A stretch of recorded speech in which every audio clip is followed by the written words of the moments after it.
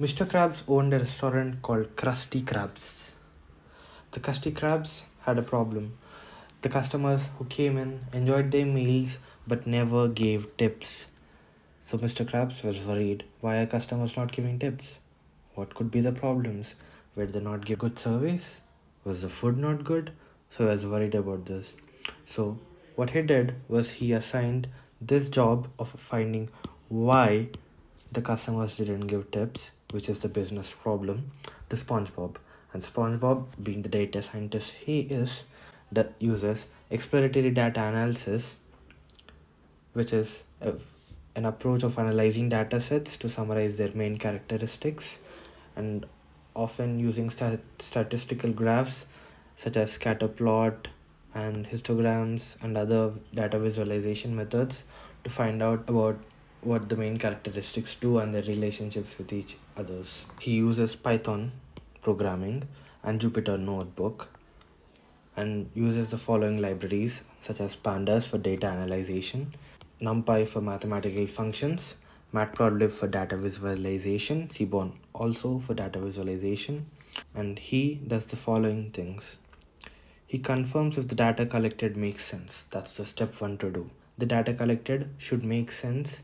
A good example for this is when you're considering age. Obviously, the customer age could be anywhere from 1 year to 120 years, but any human who has lived over 130 years is just not feasible.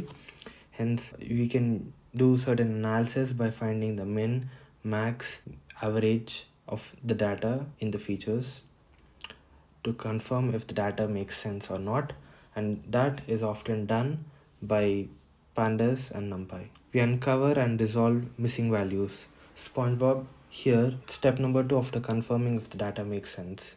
He sees that there are a lot of missing values and hence he discusses and thinks of what to do with said missing values. So after resolving said missing values and gives a summary of the data such as mean, median, mode, variance. This basically gives him a brief idea of how the data is and what all the features correspond to and what's the standard deviation he has to deal with and what are the numbers he has to deal with.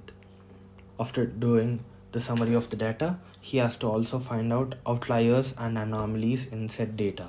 He uses Matplotlib and Seaborn to make visual representations of the data and then later come to the conclusion whether how skewed the data is when finding a histogram, how many outliers and anomalies are there in said data, and then he detects said anomalies. And you don't have to remove all the anomalies. Anomalies are there for a reason. Let's say as the total bill increases, the tips are also increasing.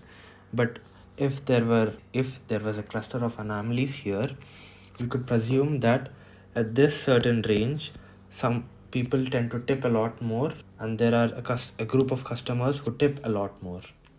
Step number 5 is understand data, patterns, and correlations between variables.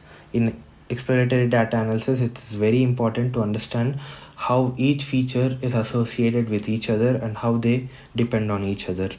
Let's say here, taking the same example, we understand by visualizing the data that as total bill increases, tips increase. So next, step 6, drop unwanted columns and derive new columns.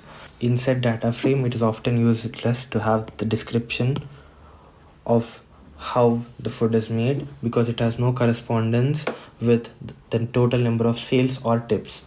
The description is just not useful here, so we can drop said column altogether. But what could be useful is finding the pricing, adding a pricing column, also adding the the number of tip, and also finding the percentage of said tip compared to the pricing. These are a few examples of what columns could be added to said data frame. After dropping unwanted columns and deriving new columns, we have essentially completed our exploratory data analysis, and this data can now be used for machine learning purposes, training machine learning models, etc. By doing exploratory data analysis, SpongeBob implemented targeted changes like improving customer services by training staff, promoted popular items that correlated with higher tips, offered discounts or deals during off-peak seasons to attract more consumers. So when doing EDA, you can give a lot of business insights and also understand how each and every feature corresponds to each other and how we can manipulate said features to benefit the business. Thank you. And after doing EDA, all of them are happy now.